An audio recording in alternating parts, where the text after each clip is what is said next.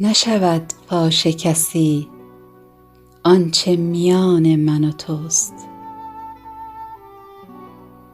تا اشارات نظر نامه رسان من و توست.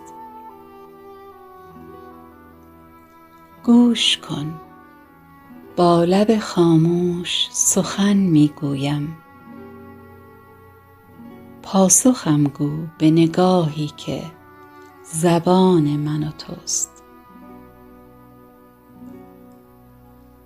روزگاری شد و کس مرد ره عشق ندید، حالیا چشم جهانی نگران من و توست. گرچه در خلوت راز دل ما کس نرسید، همه جا زمزمه عشق نهان من و توست. این همه قصه فردوس و تمنای بهشت، گفتگویی و خیالی ز جهان من و توست.